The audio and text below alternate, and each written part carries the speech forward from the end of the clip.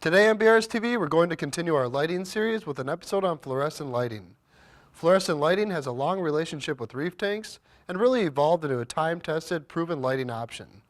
In this episode, we'll cover the different fluorescent technologies, various installs, advantages over other options, and what's new. Fluorescent lamps are common choices for the aquarium because they are fairly efficient, produce relatively little heat, and come in a variety of colors commonly used in the reef tank. They work by using an electrical charge to excite gases, which emit light in the UV spectrum to fluoresce a phosphor coating on the inside of the bulb.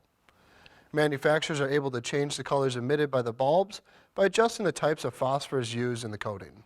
There are three basic types of fluorescent bulbs commonly used in saltwater aquariums: VHO T12, PC, and high output T5. VHO stands for very high output, and T12 represents the diameter of the bulb. T12 VHOs were common bulbs used for lower demand tanks and supplemental lighting used in conjunction with metal halides on complete reef tanks. However, there are newer technologies available today which operate more efficiently, take up less space, and have a higher light output, so it's fairly rare you see new installs incorporating T12 VHOs. Power compact bulbs are a thinner type of tube which was used briefly in our hobby because they are more efficient, but they don't lend themselves to very effective reflector designs. For the most part, only the bottom half of the bulb is going to emit light into the tank. If we want to get the light from the top half, we need to reflect it back into the tank. The shape of the PC bulb results in a large portion of the light emitted being reflected back into the bulb itself, which reduces the light entering the tank and increases the bulb temperature. The most commonly used fluorescent technology in aquariums these days is known as high output T5 lighting. These are highly efficient thin tubes that emit more light, last longer, and operate more efficiently than most fluorescent options. The combination of highly efficient reflectors and the ability to add a larger volume of bulbs has transformed fluorescent lighting into a solution that can be effective on a vast majority of reef tanks. T5 bulbs also come in dozens of color variations, so it is possible to find that exact shade of blue or purple you are looking for. There are two common installs for this type of lighting: fixtures and retrofit kits. Fixtures are the easiest and probably the most popular because of the ease of install.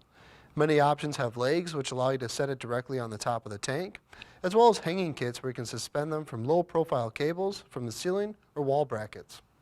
Most of the better fixtures will have parabolic reflectors designed around each individual bulb, efficient electronic ballast, and an active cooling system capable of keeping the bulb temperature in the proper range.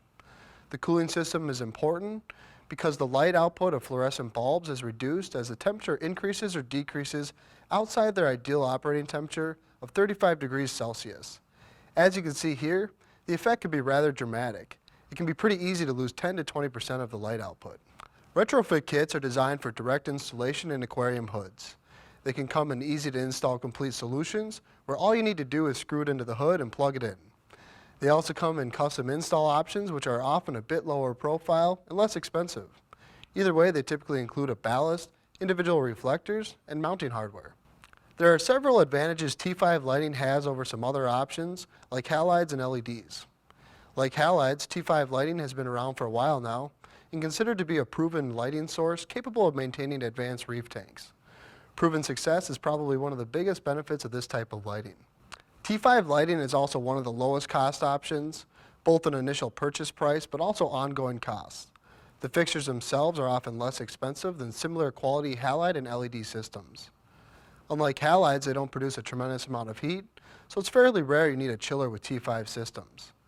Not needing a chiller will obviously reduce that purchase cost, but it will also reduce ongoing costs by eliminating the significant amount of electricity they consume, as well as maintenance and eventual equipment replacement. The light produced from T5 tubes is very diffused and even, similar to light produced in the sky in a natural reef environment. In the aquarium, it makes it fairly easy to properly illuminate the entire tank, and I think it works really well in mixed tanks. T5 only tanks, however, don't have the shimmer lines many people like. There are some T5 LED combo options which combine lighting elements similar to the sun and sky. This type of combination should produce a nice diffused light combined with adjustable light sources that produce an intense light and shimmer lines, some of which even utilize dimmable T5 ballast to help produce gradual dusk and dawn effects. That wraps up today's episode. If you would like to be notified when new episodes come out, subscribe to our YouTube channel or visit bulkreefsupply.com and subscribe to our newsletter. Thank you for watching BRStv.